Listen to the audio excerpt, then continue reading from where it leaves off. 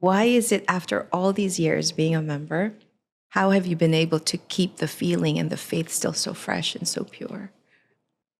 When you believe, your faith doesn't die. It only grows stronger. And I think I would give up every material thing in my life to never lose my life with God.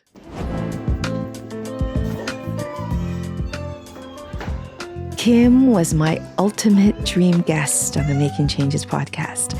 But knowing she didn't like cameras, didn't like interviews, and was now living across the country in Tennessee, I didn't know if or even how it could possibly happen. But that's how I know this is all God. Of all the weekends for her to be in Toronto for work, it happened to be the same weekend we were there recording for Making Changes. When God works, there's no stopping it, right? Kim has been my friend for years.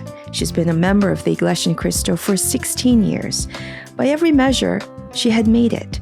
Active in worship, grounded in doctrine, a fixture in her congregation in Clarksville, Tennessee. But sitting across from her in our mobile studio, I realized this was different. Kim was different. This isn't just a story of someone finding God. This is a story of someone discovering what it truly means to choose Him. And I'm so thankful that God created this opportunity for us to catch up, to laugh, reminisce, and reflect on the journey we're both on today. I'm Aliw Garcia Pablo, and you're listening to a special episode of Making Changes from INC Media Audio, a podcast about the changes we go through and the life lessons we learn along the way, but always with God by our side. Hey, all right, are we really doing this? I can't believe you're here. I'm going to cry. You're gonna cry already? We're still at the hello, girl. This podcast is just gonna be us laughing the whole time. Okay, go. I just, how did we get here? It's amazing. Right. Two little kids in kindergarten. You really are crying, but really, honestly, I was telling these guys, like, I've always, ever since this podcast started a couple years ago, I was like, oh man, Kim would be she would be like the ultimate guest. But I never prayed for it, you know? I just thought of it. It was always in my mind. But I was like, oh no, she hates cameras. This is never going to happen. You know, that's why I never brought it up. But then I'm like, she moved to Tennessee. Yeah, no, it's not going to happen. And so the fact that we're here, it's so crazy because it kind of honestly falls in line with how we all even met to begin with, right? Just plans of God. Yeah. Right? And so I know, I'm going to start crying because it's like 16, 17. No, it's longer than that. Because for as long, our kids are 24. Yeah. So. And they met when they were kindergarten, 5. right? Mm-hmm. So do the 19 years, girl. Yeah. And we've just known each other for 2 decades. The grace of God of like, how did you end up moving behind me? I don't know. And it was a month before or after. We moved at the same time. Yes. No, you moved 3 months before us. You bought your house 3 months before us. And so Allison was 2 because Jaden was 1.5. Yes. So it's just like, you think about the power of things and you don't realize. Well, I think as I get older and it's not older in life, it's really maturity in faith where things are so vivid.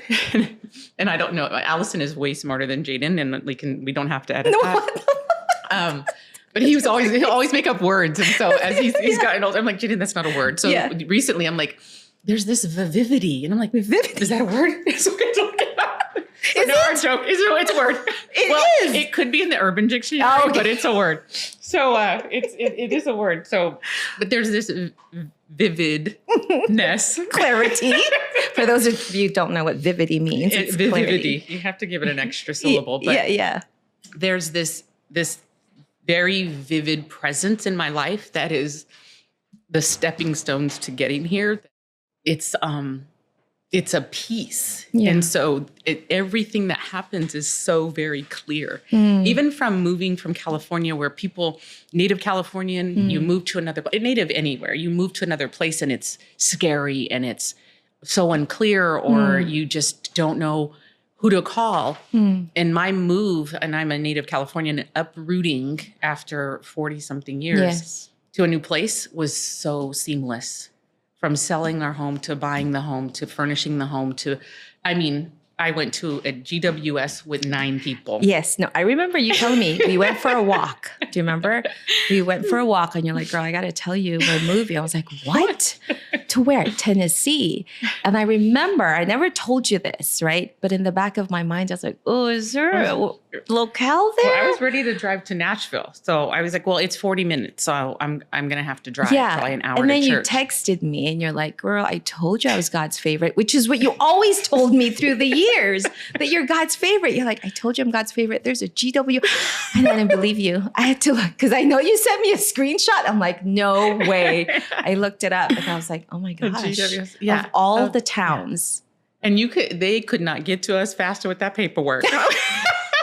Transfer, Kim, transfer. Yes, I got my transfer right here. Let's get this over here. It was like, we could driver's license, passport, transfer. Get this registered over here. But there's not a step that was stressful. In your the changes in your life. Yeah. And I don't know that it's change more than transformation, right? Change kind of requires an effort. And this transformation has been, and again, I don't know. I want you to have the tears like I miss you, but the tears are really for God. And it's not his favorite. Yes.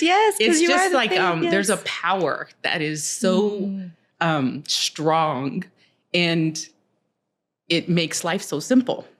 So it's just this strange thing that you want people to understand, that when you're called, it doesn't hurt and it's not hard.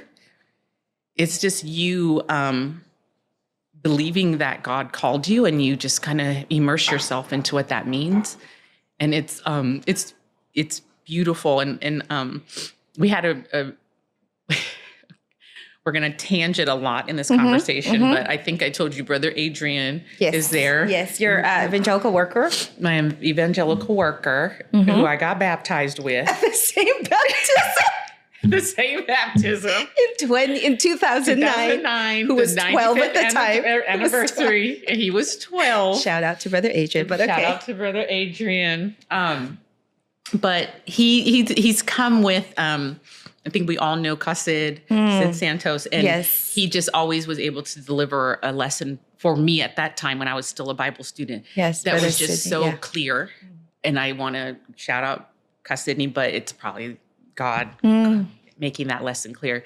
And here's Brother Adrian that is similar, where he says very simple things, and it's cool to see the young ministers come through and learn more from our small congregations and big congregations there in Great Lakes. And he said something a couple of months ago, which was when you're called, you follow, but it's not enough to follow. You have to have the discipline to really receive and understand God's plan for you and follow the rules God has for you. And it just settled with me. Like, I think you can go into any church. You have to find your way to the true church.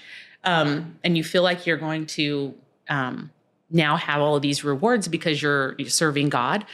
But when you truly have the disciplines to follow the commandments, then you start to feel the blessings that God has for you. And it is no longer work. It's truly just having the discipline to follow God. And I think it has to be pure in your heart that you feel that, love that, and it's not hard anymore. And I think that's where I am in life. It's just not hard anymore. I've had a lot of hard. And so to have that peace, and Brother Adrian was preaching at last midweek, and he said, God wants you to have peace and tranquility. And that word is just so peaceful. Yeah. And so Jaden McKenna and I talked about it after that worship service, and even they kind of felt the power of that tranquility. And so I don't know how God implants himself inside your heart, but when you start to truly accept it, it's not hard to believe anymore. Before we continue, if you're on Spotify, you have the option to watch the full video of this conversation or just listen like you're doing now. Either way, don't forget to subscribe to Making Changes so you get every new episode as soon as it drops. Now, back to Kim. And I'm watching you and listening to you. And I think back about my neighbor Kim, Auntie Kim, as my kids would call you. The podcast is called Making Changes. And I remember distinctly because we would talk about church and religion, and you would say to me, girl, I don't need a church because God is everywhere. I read the Bible. God is everywhere. Yes, right? You're like, I pray, right. I'm good. And then I bought you a necklace for your birthday with the cross. Let's not forget about the cross necklace. That's right. I forgot. And then I don't even know how I had to tell you. I think I wore it without the cross. And I was like, Kim. It's like the... I forgot about that cross necklace.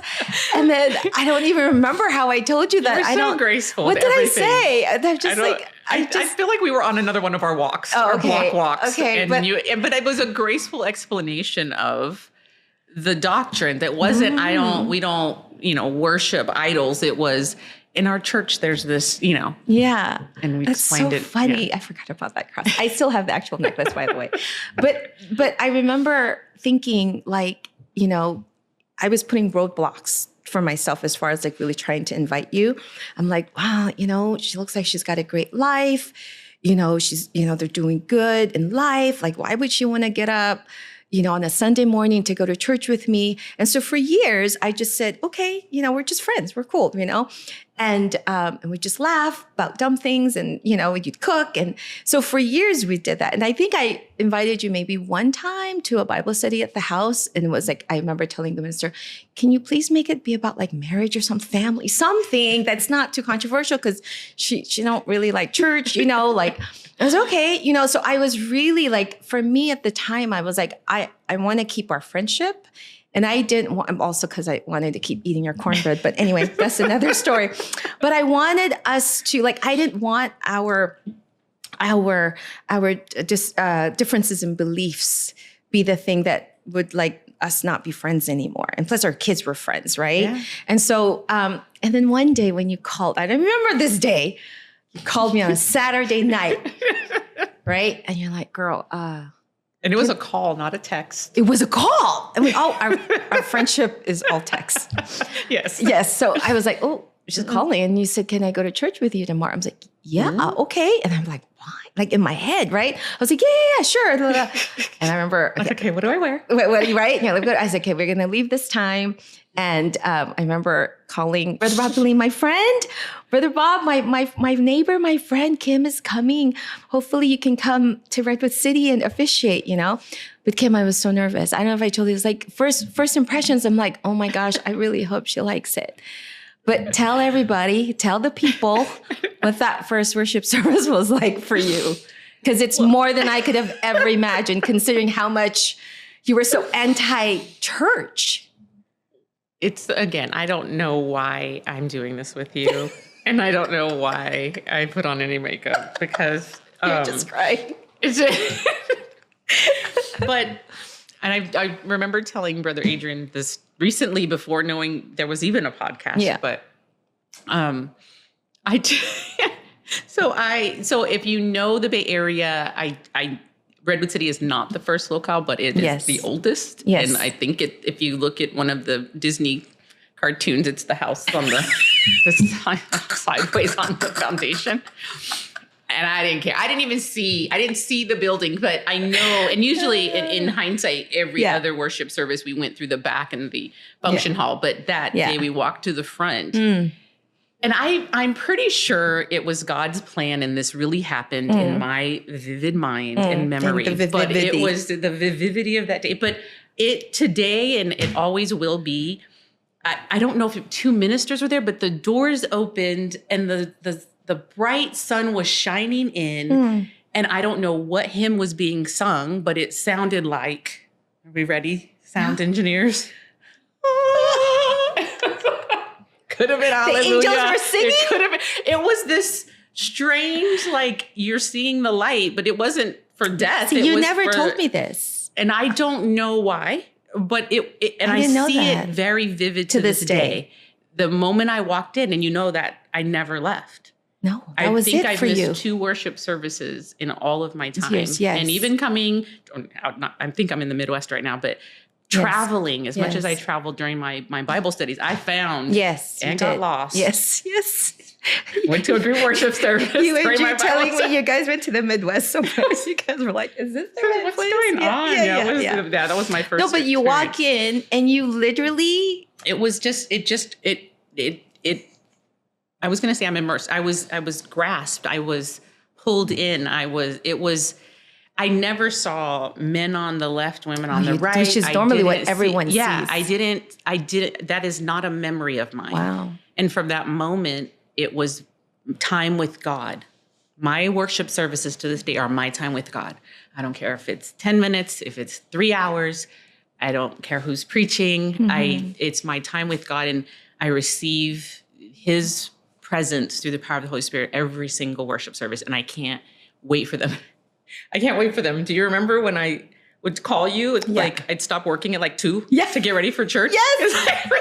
I go to your house and you're already showered. I'm showered, like getting ready for church service at 7. I got to get ready for church. I shut down the house. The kids got ready. No, I remember. It was and to this day, things are ready, and which is so crazy because you went from I don't even need a church. You really went from one extreme to the other, which is so rare. Like I've done so many stories on people converting and stuff, but that is so unique. And what I've learned from you, I mean, I just realized that I talk about you in so many episodes but you gave me such a context of because I remember you told me what it was like the Baptist church, growing up in the Baptist church, which was... It was like chaos. But I did tell Dimple or talk about when you have kids or maybe you have a big life event or you have pets or something and you kind of don't remember life before. I don't remember life before as a single without my children or my family. I don't remember life before the church. And I think it's intentional where... It was chaos. It wasn't the truth. It's like crumbs to a loaf of bread. It has no sound foundation. No meaning. Yeah, and so you don't stay there, or I'm looking for a new home church is how they say it. Yes, because there is no strong foundation, and so they're just church hopping. Yeah, and so when you hear something out of context, or again, I'm sure other people will experience. In the other churches, there's the lessons or the whatever, I forget what they're called. They're not lessons. They're the word or something. But they're always about a current event that is going to make themselves relevant. Yes. And so when we're going through life in the true church, God sends each of us, millions of people, what's relevant for us through Him in that moment. Yeah. Through those same words. Yes. And so there's no reason, you don't want to leave. You don't have a desire to leave because you're so fueled. Yeah. Yes. And so. Well, I do remember the stories you used to tell me though, which was you said, well, in the Baptist church during offering time, someone be collecting the offering with the basket and then a bucket of chicken. Do you remember telling me that story? Yes, I remember a version of that story. So I think it was, they have, what is it called? Revival. Revivals. Yes. And so I think my in-laws had family and we went to a revival. And so you kind of saunter in at different times. It's quite not orderly. It's a little chaotic. And yeah, the usher came in like last, so there was no ushering, and then the drummer came in from Applebee's with their chicken, just in time for the revival. Just in time. So even though I'm very expressions, and so See, I never forgot that. I always I remember we had interviewed a couple of brothers from San Diego, and I said, my friend used to tell me, they're like, yeah, no, I'm not surprised that happens. But there's no, it's not about being orderly. It's really about respecting your meeting with God. Yes, your moment. And there is no sense of that there. There's a lot of screaming and shouting and stomping. Discussions and I heard they're long. Very long. Yeah, very long. And let's the run on some of the hymns that are very well known. So so growing up, did you always believe there was a God? Oh, absolutely. Yeah. I showed you a picture and you probably forgot about it, but I was born in LA and we moved to a small suburb between LA and San Francisco in some of my formative years, and we went to the Church of Christ on the Joy Bus. And so, but my parents shuffled us off, my two sisters and our one half sister and a sister of mine. And we'd get in there and sing the songs and we'd go to church and we'd come back. But it was just a small little house and it just says Church of Christ. And so while it wasn't the true Church of Christ, it was my calling as a 4 or 5-year-old going by myself. I see that very vivid sign, the Church of Christ, as a child. And there's not a lot of childhood memories when I remember or that I choose to remember, but I remember that. And so there is some grounding in faith from back then from my family, and maybe they didn't know the truth, but God was his favorite. You even as a 4-year-old. Even as a 4-year-old. But you thinking about that memory right now, it just brings tears to your eyes. Why? Yeah. Why? I think it's just pure. And again, I think it's growing in the church is different than maturing in your faith. Ooh, tell me more. Right? That's growing in the church is different from maturing in your faith. Yeah, because there's many brethren that are here longer than me, shorter than me, more active than me, less active than me. And I think once you really give yourself to God and let go of worldly end of sentence. I think then we're all going to make mistakes and we're all going to need to readjust. But once you just sort of let go of what others think and some of the superficial things and the materialistic things, and you just kind of receive what's in front of you from God, it's just a soft, pure. So we'll go back again. So you go to your first worship service, angels are singing, and I remember you telling me, this is what I've been looking for, this quietness and peacefulness when you're worshiping God. Did you think that existed since you had never, what you were used to was chaos? I don't know about loud? It existing. I do know that I found my peace. I do know that I found the truth. And then I went to the minister at the time. And I just want to be a member. He's like, it takes a long time. I remember that. Whatever a long time means to you, that's fine. I remember want that. to be a member. Yeah. It was similar to how I asked to be a deaconess. I was called to be a deaconess. Yeah. We're going to get to that one later. Same way I shocked. But I remember you start Bible studies already, right? So now you're listening.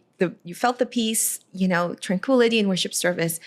But what happens once you actually start to find out and hear what the church actually teaches and believes in, which is not your typical mainstream belief, that we don't believe in the Trinity and we don't believe in crosses. And what were your thoughts once you started hearing the doctrines?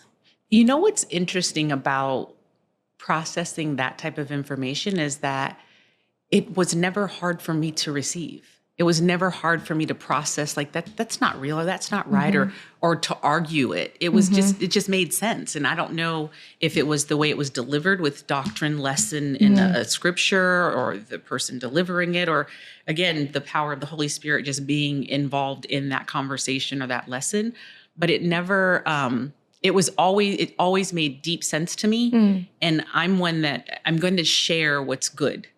Whether it's some cornbread or coming to church. And so for me, I was very active in the neighborhood, as you know. I think I was the captain of the neighborhood watch. So I was watching everybody. And so no crime, but you got to come to Bible study. We used to have meetings at your house. With the cop. Well, I think it's just that. I think my heart is about giving. And that's my happiness and joy, is giving to others. And if I could share with you some part of the most important thing in my life, which is my relationship with God and my faith, then I want to do that. And at the time, I think there's this naivete about sharing our faith in our church because it's different, and it's different because it's the truth. Well, back then I wasn't worried about losing a friend. I was concerned, like, why are you being so silly? And so I was, and I'm very like, you don't understand that? It's pretty clear. And so if they didn't want to engage or they wanted to fuss about it, then it was more a comedic relief for me, or like, oh, okay, if that's what you want to do, sorry. And when you look at where people are in life and this very clear, vivid view of the world, there are differences in people who choose to not serve God in the right way and in truth. Yeah. So the level of peace. And I think too, it's just the time that God calls you. There's a path that is, and that's my new thing, is that I'm just this illuminated path in Clarksville, Tennessee, for people to find their way to our little group worship service. And so it will continue to grow. But I think there's a time for each of us, and a time of truth for each of us. And like I tell people, it's a narrow gate. So if it's not your time, that's fine. I'm first in line. So I don't know what to tell you. I got my ticket. So there's that. Get yours. I got mine. It's a narrow gate. So if you didn't, okay. I don't know what narrow means, but if you're not going to get there. I'm in. So that's how I reconcile it. Is all right. I don't know if it's this big or this big, but it's just not for you. Do you think it's also because, like, kind of like what you're saying, vivivity? Now I'm going to start using that word. Well, let's just confirm it's in the actual dictionary, not just the urban. It's in Jaden's dictionary. Right. We're good. But like, you said it was so easy. There was nothing that you heard that was hard to understand or accept. But could it also be because you were being called, that God just opened up your mind, whereas the other neighbors that you were bringing, who were the churchgoers, who were Bible readers, couldn't grasp that Christ is not God, because he said, I am not the Father. And that, I don't know if you remember that I invited Brother Sidney. Yes. Just after he was ordained or just before, but it was the couple with their Bible and red pen, and they came over, and again, it's serious, but it's very, very interestingly funny, where this person was getting upset and red as the red pen on the table and trying to prove this out. Yeah. And Sidney was very even-keeled and just reminding to the point where my friend slammed that Bible and left. And so I think he was also in Bible college or something like that. When you don't got it, you don't got it. And so, we just sort of and I don't know that there's much to say about it. I think even after that, we kind of just, there were no words. We just kind of processed that interaction. And it's the clouded fogginess of the devil that guides people to see things that aren't clear. Yeah. And so if it's not true for them, it's just not going to be true for them. But how does that feel to know that, okay, for example, out of everybody on Edith Way, right, who thought they had a relationship with God, who thought God knew them, who thought they were God's children, they couldn't get it, but you did. God's favorite did. God's favorite did. And God's favorite is still very consistently serving God, true God. And those same people have moved away. Yes. And have found their way back to, you are the most important person in my life, and you are my favorite person, and you are my best friend, and you're like a sister. And so I think it goes back to the genuine heart that the church brethren have, that is consistent, and it is true, and it is pure, that even the ones that persecute you or may walk away and say things about you in your church, they end up coming back because it's the truth. Yeah. And I'm not going to change because of somebody, and I'm only going to grow in faith. And that's what touches people's hearts. It's none of my words or silliness. And it's also to God. Yeah. Right? If he's going to. Yeah. So you obviously were super convinced. You're like, okay, sign me up. I'm ready. How'd you get Drew, though, to also listen to the Bible studies? That's an interesting question, because I don't know that I have to do a lot of convincing with my family. Sort of like moving, like, hey, I'm moving to Tennessee. You're older, you're an adult, you have a job here, but you could transfer. So I'm going to move. Yeah. There's a church there. Yeah. You guys can stay here. Yeah. And they're all over there. So I didn't know that's how that transpired. Oh, yeah. So, California native Andrew and my children, they were all adults. And so, he's, he finally retired from like Comcast? Almost 30 years really? at Comcast. Yeah, but he another little slight tangent. But so there was people, we're afraid, right? Change is scary. Yes. And so I was moving toward my sister. That was the plan. That's why I moved. And I hadn't lived by her for 20 years. And she may want to come to church. So there's that prayer. So I was moving, and it was just something in my heart. It wasn't about, in hindsight, it's about God moving me to Clarksville, Tennessee. But at the time, it was just this. You didn't know the purpose yet. Yeah, but I was going to move. Yeah. And in between work and all these other things, it was just, there was an office there. It was just so easy. And Andrew, had some challenges with it. More challenges moving than he did wanting to go to church. But there was no transfer available in Nashville office of Comcast. And fast forward, not even 30 days before we leave, a supervisor position opens. He applies for it and gets the job to transfer to Nashville when we moved. And it was nothing 30 days before. And so your prayers are strong. God's favorite. I think the power of love that I have for my family, they know my asks are very seldom. I don't ask a lot because I give so much, especially to my family. And so asking to go to church, I think, is not a big lift. And so I think him going was, it was curious. It was strange. It wasn't his natural thing to do. But I think for the family, he went. And he's a quiet guy, but in his way, he serves God. No, he does. That was going to be my next thing. It's one thing to get him to come to church, join the church. But till this day, your whole family, 16, 17 years later, are all still strong members of the church. Oh, and when Drew goes to visit to the Bay, we see him worshiping on his own. Oh, yeah. So and he usually goes out to Antioch or Sacramento. He'll text Jason. So he'll text my husband, Jason. The service is in Antioch because it's so. And I'm like, give me your certificate. So this is that night. I know he was when you on Thursday or was that Wednesday? Which one? I need to give me a certificate. So, all right. But I think it's such a testament to the power of your prayer, but also that. As a family, you guys have really been able to it's not just about going to church, embrace this lifestyle of serving. Yeah. And I think, in our own way, and again, young adults, it's a priority for them just as much as it's a priority for me. And Andrew, he has since retired, but now he's working as a contractor for another partner there in Clarksville with a project that's actually just in another state in Alabama. It's 2.5 hours away. He drives in on midweek to go 2.5 hours, and then he drives back that night. No way he needs to go back to church. Yeah. And there was a smaller one that he can go maybe an hour in, but now, every week. So it's just, I think if you ground yourself and be an example that this is why there are beautiful blessings. This is why we have our health. This is why we're able to communicate as a family. This is why you have what you have in your life. You get the understanding that it's nothing that any human can do. This is by the power of God. And so you serve properly and you will receive what you're looking for. Yeah.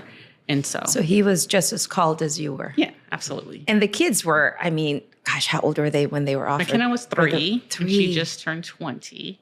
And Jaden was what, 7, 8? It's just 7, just turned 8. We should also, speaking of God's plan, we talk about this all the time. The kids, Jaden and Allison, were classmates in homeroom from kindergarten up to 2nd, 3rd grade. But once you guys joined the church, they were not in the same class anymore. They were the same teacher until we joined the church. They had different teachers, And it's again, God's plan unfolding. And I should back up a little bit. That night when you called me to say, I want to go to church with you guys. But before that, Jason had been sick, right? And he had the heart transplant. We had this blog. And I remember you saying, all those people that are leaving messages, are all those your family? I was like, no, those are all members of our church. And you're like, from all over the world? I'm like, yeah. And I remember when it all just dawned on me that you were joining the church and God giving me a fruit during like the most difficult time in our lives was like, it just made all the hard worth it, because you were being called during that season.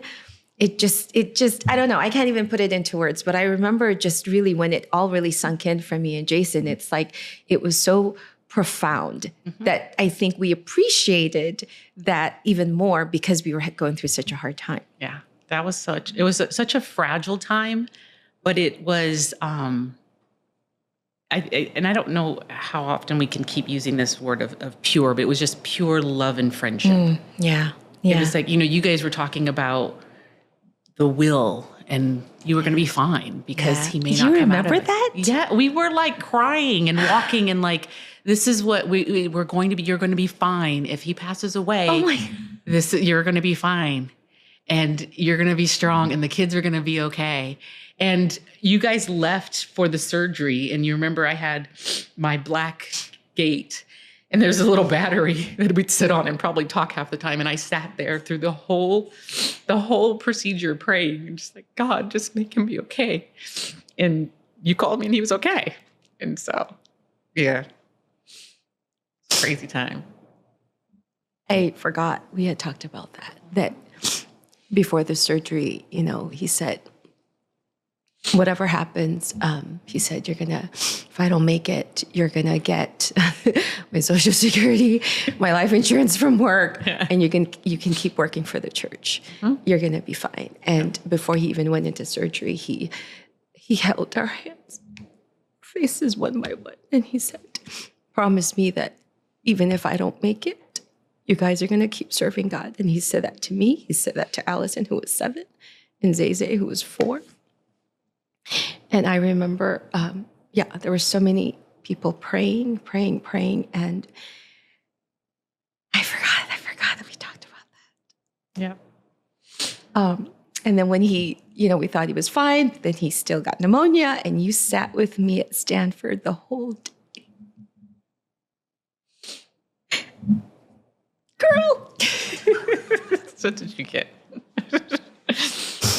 So then to change, we have to change it, because then, as he's recovering, I get approved. Yes.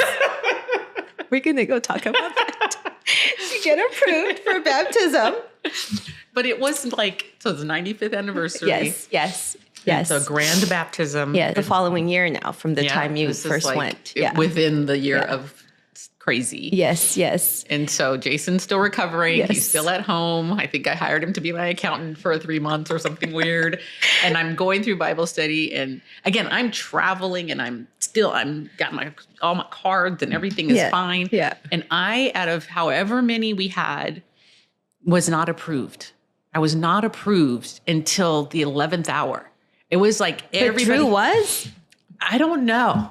I don't remember that. Okay. I was just, and it was probably they're approved, and I just received it. Okay. But I was not approved, and it was like either Thursday or Friday. I think it was Friday morning to a Saturday baptism.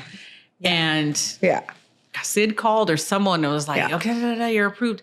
And I swore I won a Grammy, and I ran out of my house. I think barefoot. I'm sure. I don't know. I'm sure I was dressed. I remember. I don't know if Jason was, because he was still sick. Everyone in a gown, but I ran in. You were at work, and I'm like, Jason. He was in bed. He was in the bed.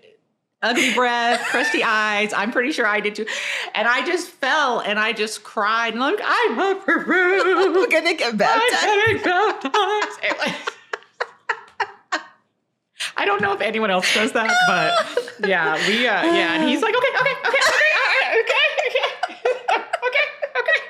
Congratulations. And then we call you, I think. Yeah. So yes. And then it was, so from that, so yes, so Andrew's approved, I'm approved, and the kids get offered the very next day. Yes. So that after was a whole baptism. weekend. Yes. And then I just went to every baptism, and I just became you're LOS. Yes. District LOS before like any officer in the local. So I have this photo. Aww. Of your baptism. Aww. Do you remember what your thoughts were? I don't remember.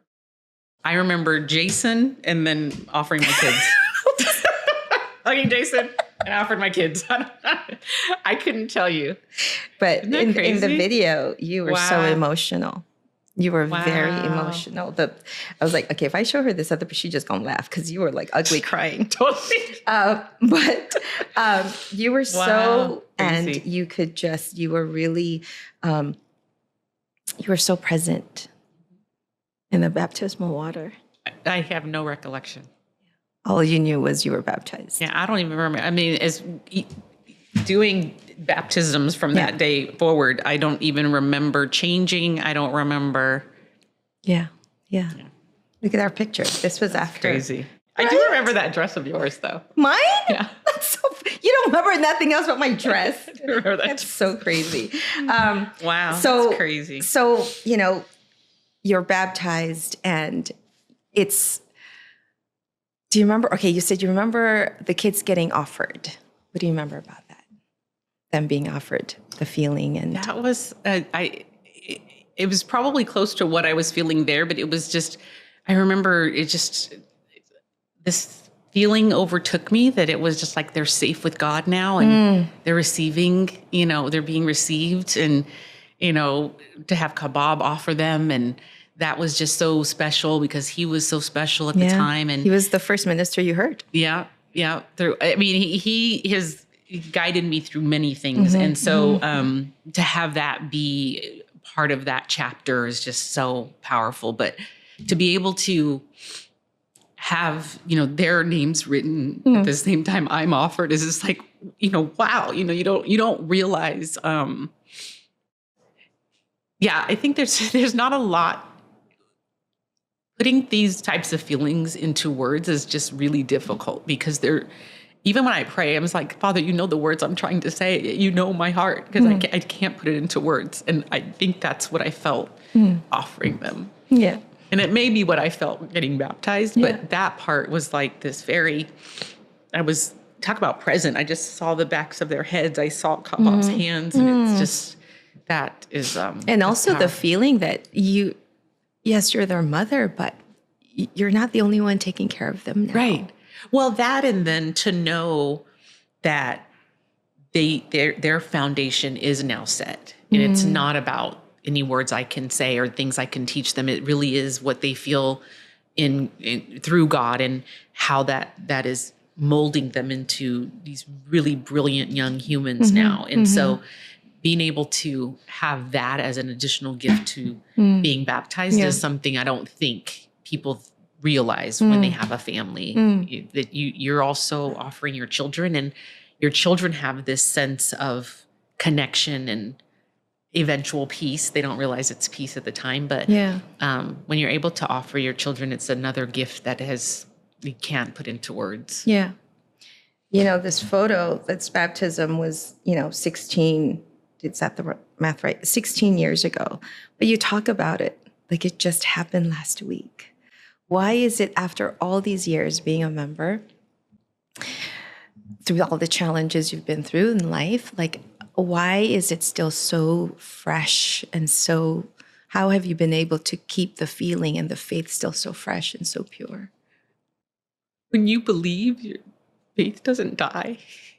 It only grows stronger. And I think I would give up every material thing in my life to never lose my life with God. And so it's so pure. It's so rewarding, and nothing in this world could ever measure to my life with God. Nothing. And so I will never sacrifice my relationship with God for anything. And so It's only magnified being an officer and serving as a deaconess. And it's, when I started the church and seeing deaconess, it was always a nunai. It was never, never someone cool like Auntie Kim. It was never going to be. So to be present and have the ability to feel what they feel. Yeah.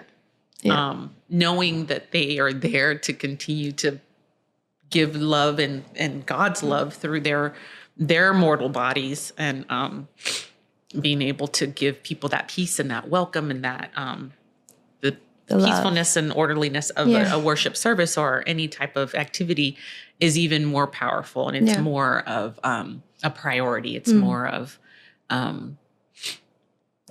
I don't know. It just goes back to like nothing is more important than serving God in any capacity. And I think the more you grow and the more your faith grows or matures, you have clarity. It's not a waste of time. It's not a place to go to sleep. It's not a place to think about what you're going to do before or after church. It's really a place to just connect with God and understand what your purpose is and understand the whys, and pray for more knowledge, pray for an intelligent heart, pray for more wisdom to serve better, because all of the things in this world come with that. You talked about earlier about maturity in your faith. There are those that join the church, and in the beginning, they're very fired up in their faith. It's like a renewal of life. But it's difficult for some to keep that light shining so brightly and their faith being that strong, right? What have you been able to do through these years? What has been your daily practice, or in 16, 17 years, that your faith didn't just stay, the fact that you stayed in the church, but your faith only grew stronger?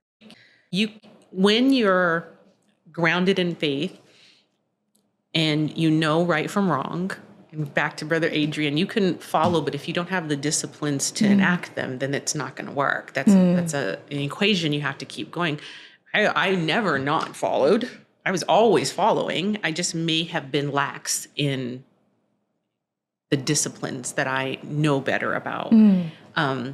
Being able to witness that myself in reflection, it was like, okay, those are the things I'm not going to do anymore. And reenacting that discipline or enforcing the discipline, and also being reminded that I'm an example for two young adults, that if mom does it, then I can do it. And so being able to be an example for them by action, not just words, is like, there's that vivid reminder. And like, oh wait, I've been doing this for the last year, and look at these things, these blessings, or these things I asked for. They just showed up. It just happened. It's like, what have I been doing right? And then you reflect, but also what have I... What thing did I do wrong? Like, well, everybody else was getting the tickets. So I just threw $1, like you don't realize, I'm not robbing a bank. I'm just putting no, a sin is a sin. It has no measure. And so when you start to realize that, that's, I think, that level of maturity that you start to realize, like, okay, there are these things that are easy to do. And that's what the wicked wants us to believe and understand, that they're easy to do. And so the one thing I would not leave at the Baptist church, I'll take it from the Baptist church, is the devil is a lie. And so we can all take that one.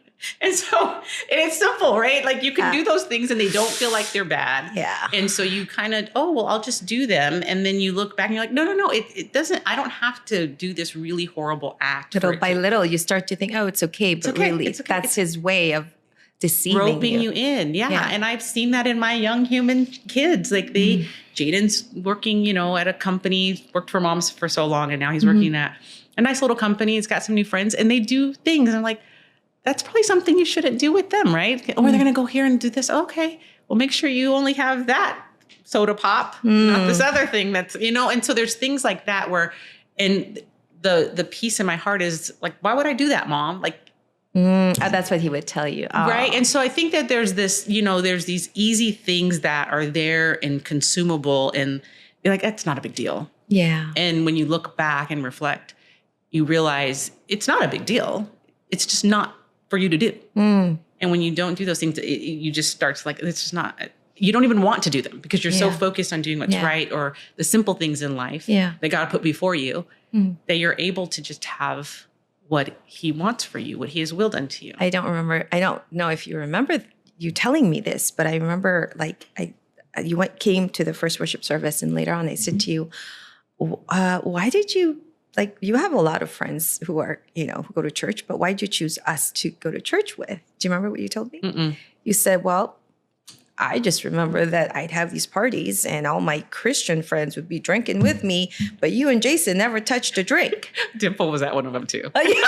And did she touch one? She didn't. Oh, she didn't. She was good. Yeah, she was good.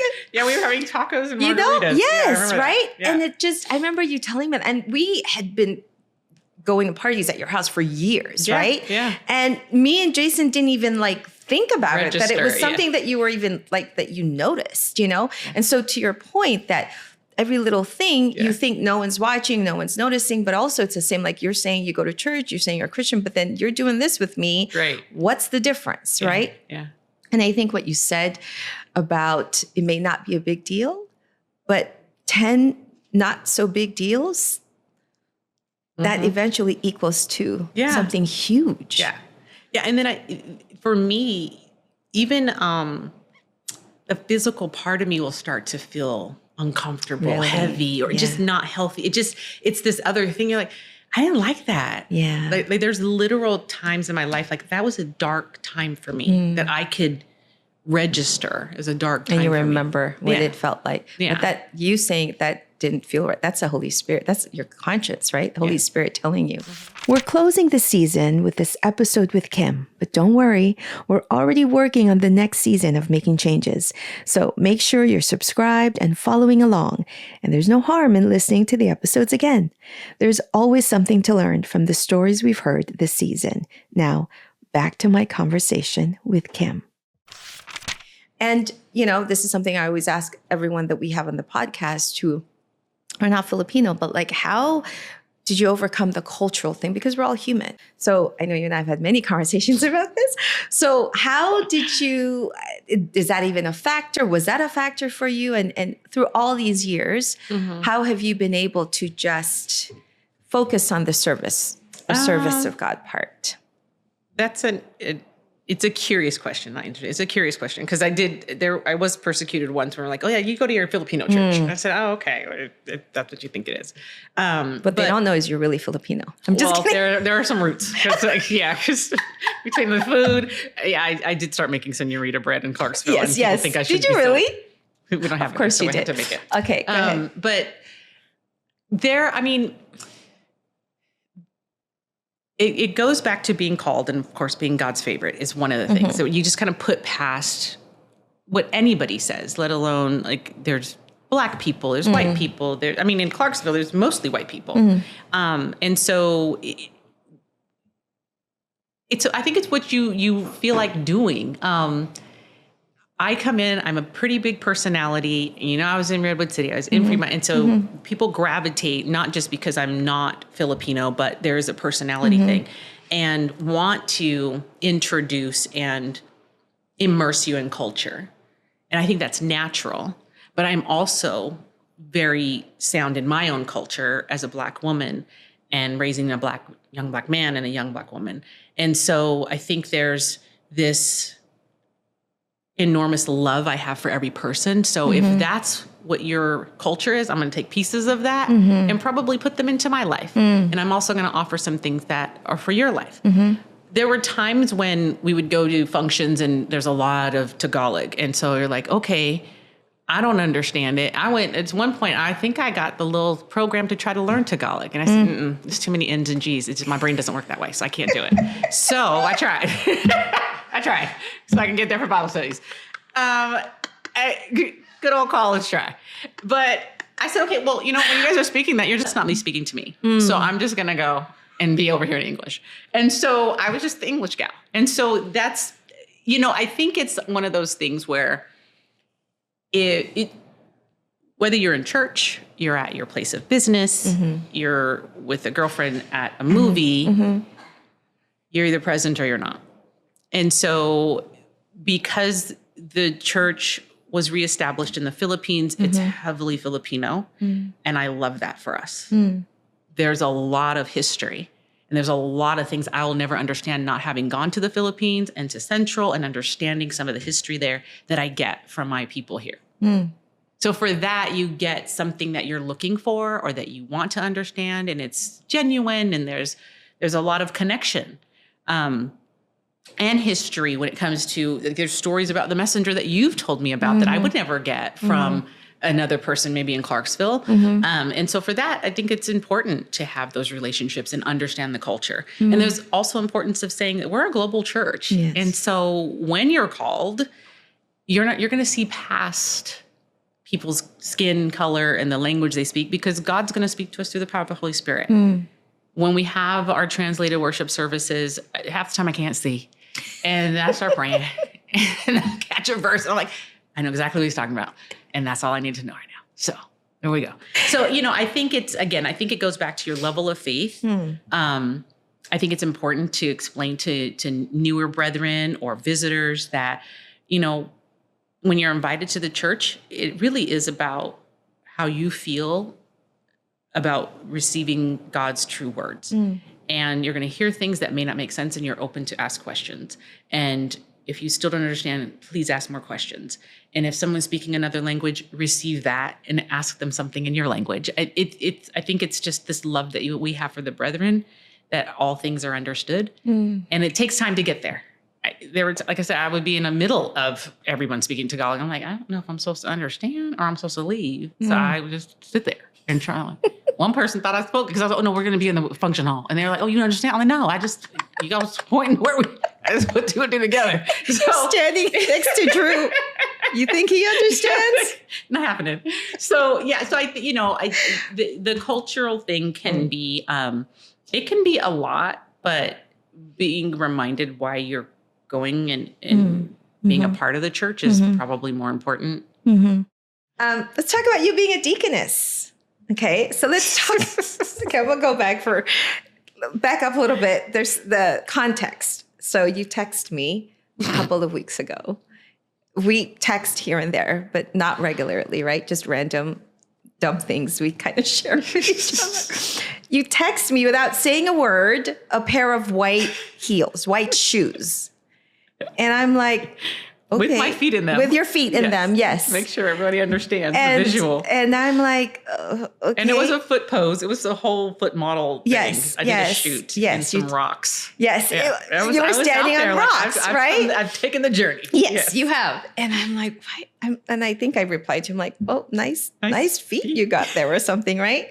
And then it dawned on me as I was texting. I was like, no. Cannot be. I couldn't believe it. I thought it was a prank. I thought you accidentally sent me the white shoes. And then the next, I said, don't tell me these are deaconess shoes. And then the next photo is you in a full-on deaconess. So let's talk about that. And we start crying. Crying. I called you up and we start crying. I'm like, you got to back up. Like, how did this happen? How do you go from just being God's favorite and worshiping and doing your thing, and all of a sudden? Well, it's interesting because, again, being a tall Black woman in our church in the Bay Area for 15 plus years, there's a lot of attention. And with attention comes, of course, God called you to do this office. And I was like, God will tell me my heart. Thank you. And I get it. And I think everybody should pray on serving God as an officer. I think that is ultimately the gift that you could have is living your life serving as an officer. I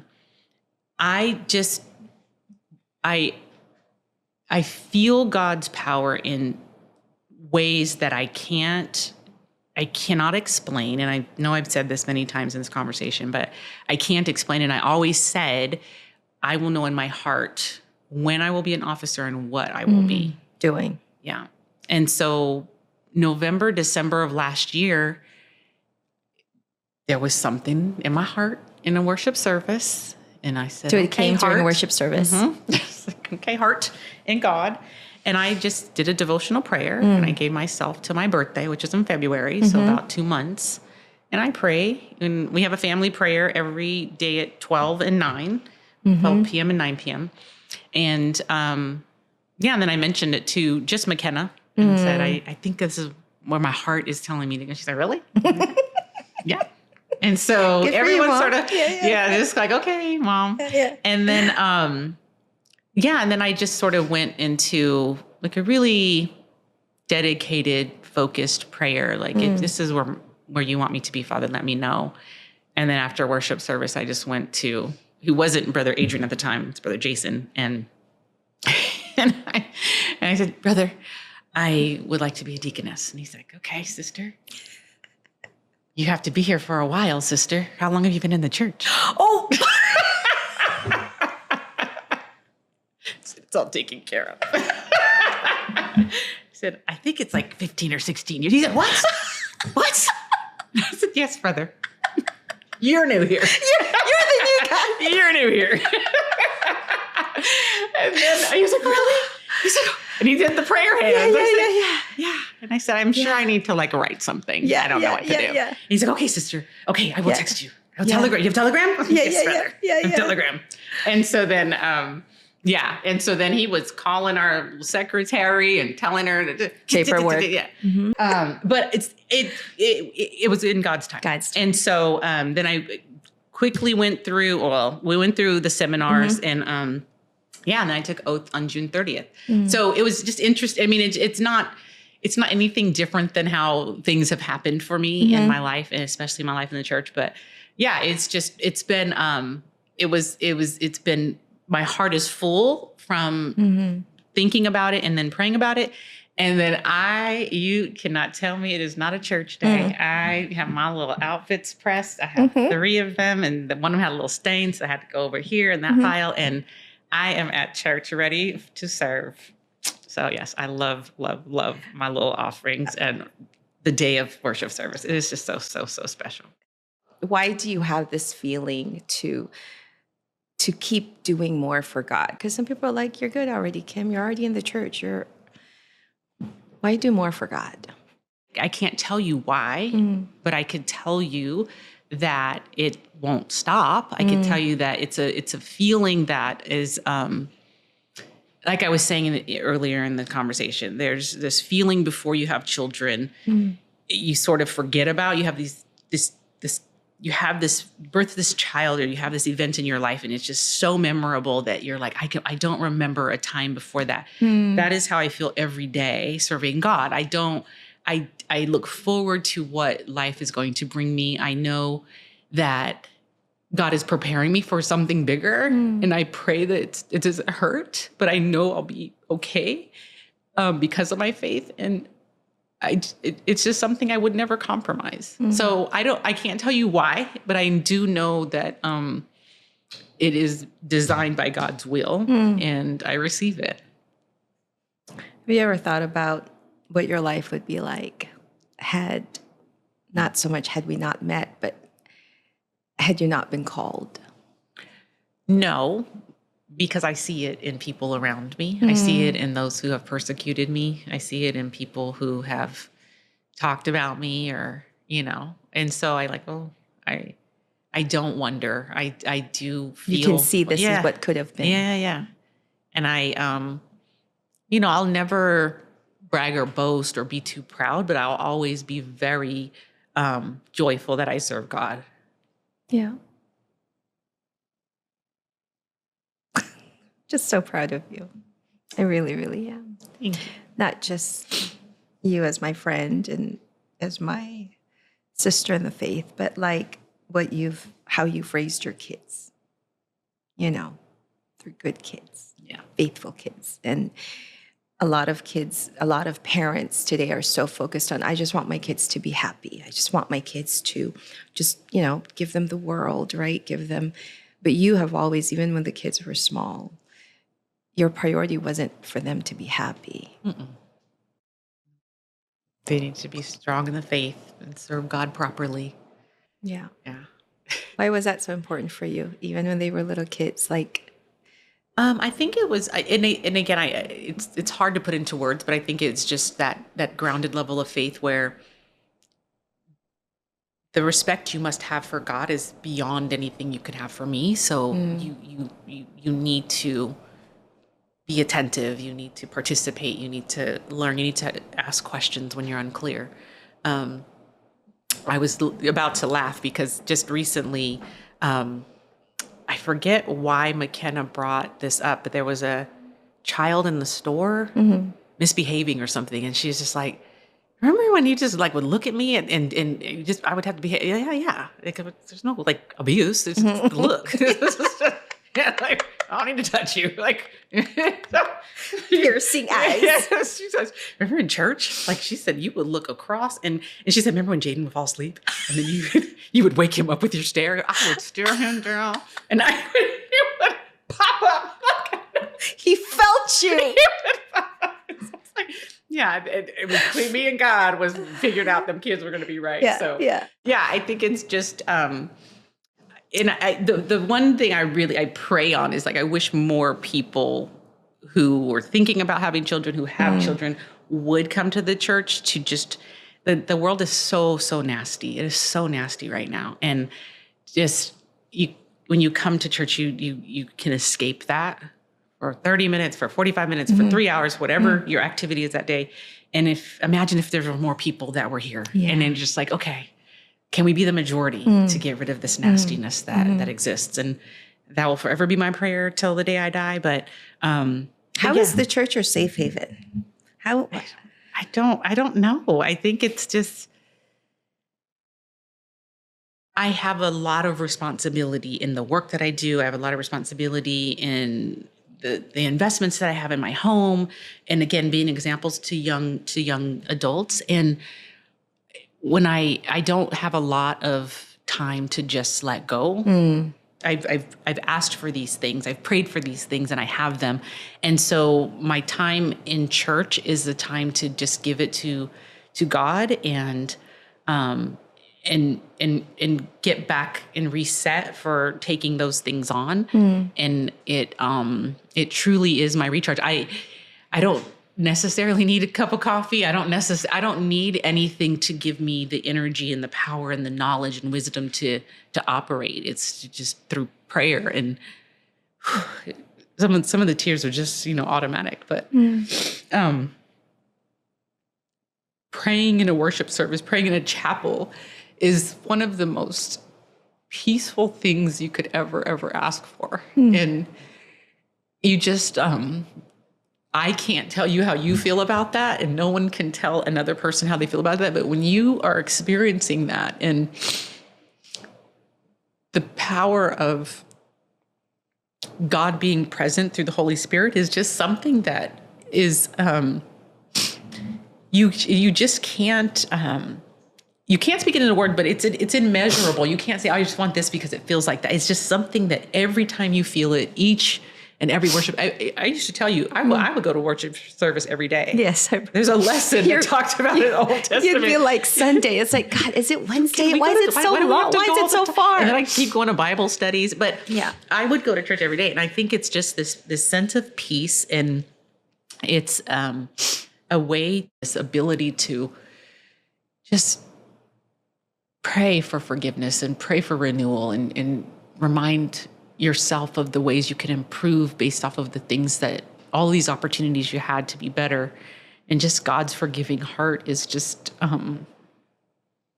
it's just something that you can't buy, you can't replace.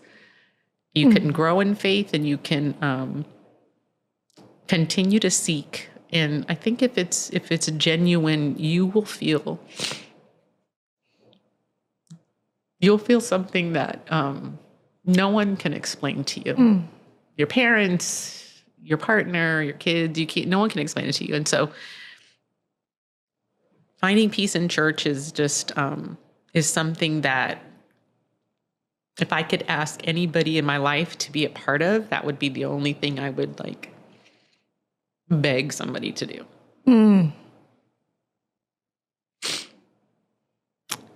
I know we're talking about your change in life, but I don't know if I ever told you this, but you changed me in so many ways because growing up in the church, it's all I knew.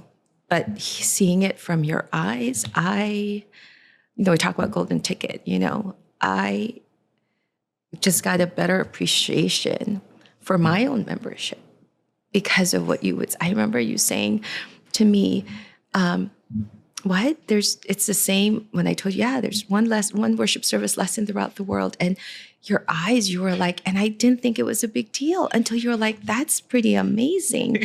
And I remember seeing your reaction. I remember I started writing that into videos we would make, introductory videos for Bible studies, is because of you, because of me seeing how it was a big deal. And also I think that, sometimes growing up in the church, it's easy to take our membership and the fact that we've always been a child of God for so long, right? But seeing you and hearing from you how much you appreciated the worship service and how calm and sacred and serene it was, I was like, yeah, it is pretty, you know what I'm saying? So you changed me. You changed my faith in a lot of ways. And when you start doing Bible studies, you're like, what? I can't believe there's verses for that. I was like, oh yeah, that is pretty cool, And so part of this podcast is really me. Me wanting to thank you. Thank you. Because you opened up my eyes to blessings in front of me, faith that I was born with, that sometimes we don't realize just the gratitude for having it because we didn't experience the chaos, right? Mm-hmm. We didn't experience the darkness, right? But being able to see it through your eyes and through you just your life being changed, right? And it was like, wow, the church is pretty amazing. Our faith is God is amazing, that the worship services are amazing. And it has and I can't believe we're sitting here 16 years later. Well, not only 16 years later. Longer. In a different country. It's just, we lazily say things like it's so crazy or it's unbelievable. Because we don't have words. No. Yeah, but it's just the power of God.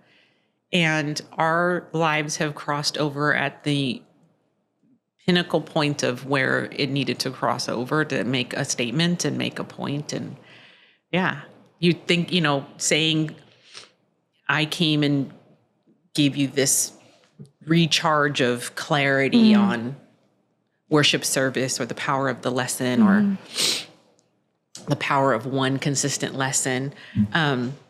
We have cycles of lessons at different times throughout the year.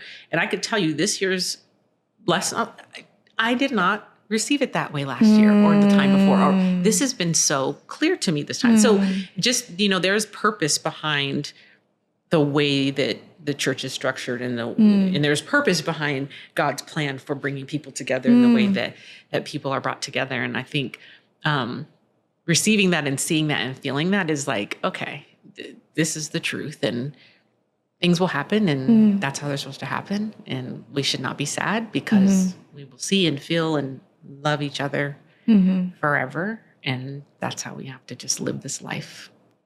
There's a saying, there are friends who come for a season. There are friends who come for a reason. And there are friends who are with you for life. And I feel like you're my friend for life, Sister Kim. Yes, ma'am. When God works, when God puts things together the way they're meant to be, it's, number one, we can't deny it, that it's Him. But how special that He brought us together. Yeah. There's yeah, this is like part one. We just talk about part two and bring joy in. With baby David. We have a lot. There's a lot more. I have found this picture of us, right? Gosh, we were. You just let me take pictures of stuff. Yeah, this I think when you first started attending, right? So when you think back and you look at this Kim Bates here, take a step back and analyze how God has worked in your life. The move, everything, you being a deaconess now. How does that make you feel? The word that comes to mind is like empowered, but it's not an empowered like you might hear in the corporate world. It's really, I think this is empowerment by knowledge, like empowerment by the truth. And so with that comes clarity. And so there are things, even like sitting here talking to you, I would not have done this in the past. But I think the confidence and clarity of my faith is like, there's things you can just talk about and they're not scary because there's clarity. Yeah. So I think looking at that picture back then, there was a curiosity and there was this eagerness to receive. And fast forward, there's a connection to, again, there's a word there. I just don't know what it is, but when you're connected, it's like a really strong link chain that just can't be, it's immovable. And so there's confidence and there's this powerful love. And I think that love starts inward. I look at that picture and there's probably like some sadness there and maybe some sense of abandonment or loneliness. And so now, regardless of the person, it's like I feel whole. So. You feel whole, but you're crying. What are the tears for? I think it's just, I don't know that I'm worthy. So you gotta always want to keep improving to make sure that you're meeting God's expectation of you in that moment. And why was I chosen? And it's not a joke. I already know the answer. I am the favorite. So you just got to receive it. And so I just like, why did I get chosen? But I think that I do have a purpose, and that purpose is to be a part of the church at this time in life because of it started in the Philippines. It's so Filipino-centric. And I think having my story told, other brethren's story told that are of different cultures, helping people to understand that there's a very clear story told in the Bible as to the reemergence of the church, and that is what people see. But when you understand and have clarity, your heart knows, and it doesn't have a face, and it comes in all shapes, forms, shades. And faith. And silliness, and levels of faith. And then your faith will grow in God's time. Yeah. Well, you've always been a nurturer. I know you always took care of me, my whole family. You're like, want some food? And you're always feeding us. And I know that in your small GWS of Clarksville, I know you're nurturing them as well. And I don't want to close yet. I have one more thing to ask you. So at the end of every episode, we always have our guests fill in the blanks, okay? So I've seen a huge change in you, my friend, Kim Bates, from almost 20 years ago when we first met. So fill in the blank. Change is? How do I answer? Change is, so I can't Doesn't answer have that. to be No, one I feel word. like it's this transformation of yourself, that with all truth and a genuine love, it impacts others. So the change is not just for you. Yeah. The change is embedded deeply, and when it's true and sound, it naturally impacts others. You've impacted me. I have a surprise. I have one last thing to end with. So I found this letter. Oh, gosh. No. What is the letter? Let me see the writing. But you gotta read the envelope, what it says. Oh, gosh. Where's it together? Is that what that's... That's your writing. No, but your thumb is on the bottom. I'm sorry. Like, oh gosh, what is So for those who are just listening and not watching this, I'm holding an envelope of a card that Kim gave to me on my 37th birthday or something. And the envelope says, "You are now entering the ghetto." So let's open it up. And just like everything else in our relationship, in our friendship, everything just kind of fell into place. And I'm telling you, I got goosebumps when I read this. Oh my gosh. Because you wrote this, okay, there's no date, but it says 37th birthday. So I'm 52. Okay, do the math. I don't know at home, but I'm going to read this. Okay. Or should you read it? No, you read it. Okay. You said, Aliw, we often talk about God's plan. Man, oh man, what would I do without the plan? He placed you in my life for so many reasons, but the one I hold near and dear to my heart will always be the gift of his word and the treasured relationship I will nourish till the day I meet him up above. You're an absolute gem in my life. And I thank you for you. Even having sisters, you are the sister that I never had. I love you, girl. Sister Kim.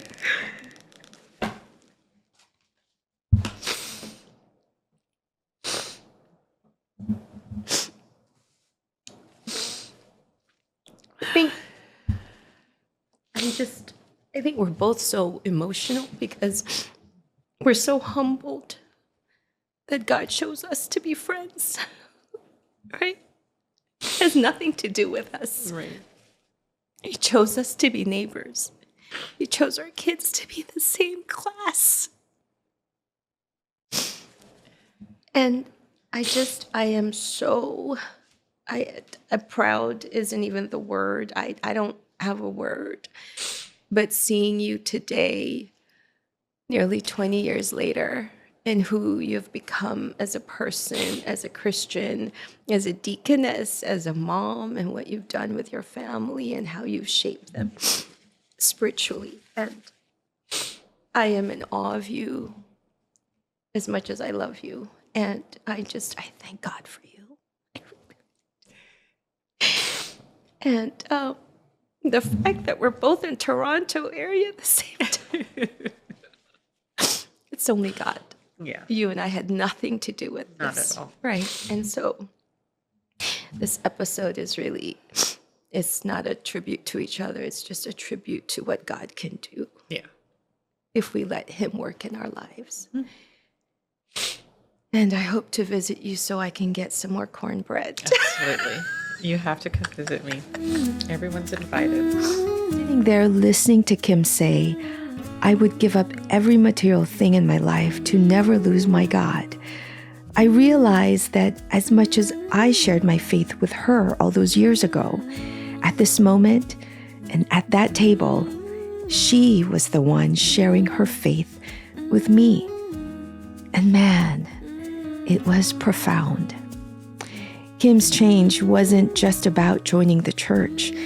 It was about understanding that membership is not a destination, but a doorway into deeper spiritual maturity, a deeper connection with God, and a deeper purpose in life.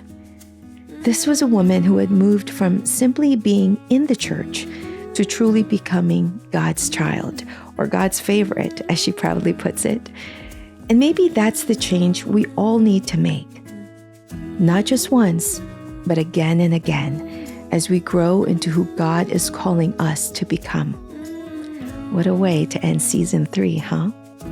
Well, if this story has moved you, or you know someone who needs to hear it, share it with them. And don't forget to subscribe to Making Changes wherever you listen to podcasts. And remember, change can also be a transformation that makes you a path for others to find their way to God. So make that change. Thanks for listening, and may your change uplift you.